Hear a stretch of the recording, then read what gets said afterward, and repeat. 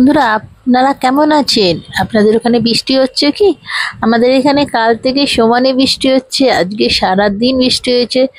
দাদা কাজে যাবে বলে রেডি হয়েছিল, কিন্তু এত বৃষ্টিতে বেরোতে পারিনি বাড়ি থেকে। তাই আমি ছাদে মনে করেছিলাম ফুল আনতে যাব। দাদাই তুলে দিচ্ছিল, আর আমার এত ভালো লাগছিল বৃষ্টি।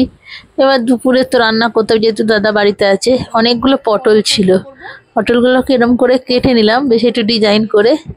আর দই পটল করবো, একটু দই নিয়ে আসলাম।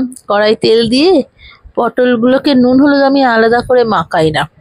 আমি তেলটা গরম হয়ে গেলে তারপরে পটলগুলো দেবো। এইদিকে আমি মিক্সির বাটিতে কাঁচা লঙ্কা আর শুকনো লঙ্কা দুটো মিশিয়ে নিয়েছি, যে বেশি লাল লঙ্কা খেলেও পেটে জ্বালা করবে।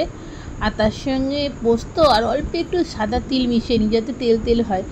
আর দই দিয়ে বেশি করে একটু দই দিলাম, দই পটল তো, তার সঙ্গে একটু জল দিয়ে এবার পেস্ট করে নিলাম। পেস্ট করতে দিতে দিতে এদিকে তেল গরম হয়ে গেছে, পটলগুলো সব ছেড়ে দিয়েছি আস্তে আস্তে। তেল ছিট করছিল। আজকে নুন অল্প করে নুন দিয়ে দিলাম, আর একটু হলুদ দিয়ে পটলগুলোকে ভাজার জন্য দিলাম। ওইদিকে আমার সকালে ইচ্ছে ছিল বৃষ্টিতে একটু ইলিশ মাছ ভাজা আর খিচুড়ি খাবো, কিন্তু কেউ গেল না বাজারে, আর দরজাতেও আসিনি, সেই জন্যে এদিকে আমার পেস্টটা হয়ে গেছে বেশ ভালো। তার সঙ্গে পটল ভাজাটা হচ্ছিল। এবার পটল ভাজাটি যখন লাল লাল হয়ে গেছে, তার মধ্যে পোস্তটা দিয়ে দিয়েছি। এবার একটু নুন দিয়ে দিলাম, যেহেতু আগে একটু নুন দেওয়া ছিল।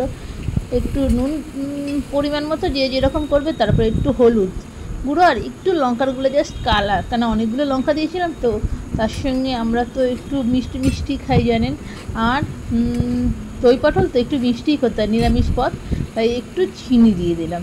চিনি দিয়ে ভালো করে একটু কষে নিলাম, যাতে দেখুন তেলও ছেড়ে দিয়েছে মোটামুটি। এটা দিয়ে খাওয়া হয়ে যেত। আর ওই মিক্সির বাটিটা ধুয়ে জল দিয়ে দিলাম। জল দিয়ে যখন ফুটে ফুটে উঠছে, একটু জল না দিলে ভেতরটা যদি কাঁচা থাকে, একটু অল্প করে জল দিয়ে দিলাম। এবার যখন ফুটে উঠছে, ওপর থেকে 2-3টে লঙ্কা, যদি ঝাল লাগবে। আর হয়ে গেছে যখন, তখন একটু কাঁচা তেল দিয়ে এবার নামিয়ে নিলাম। তারপরে সত্যি দেখতে ভালো হয়েছে। একটু শুকিয়ে নিয়ে ভাতের সঙ্গে খেলাম। কেমন হয়েছে জানাবেন, আপনারাও করে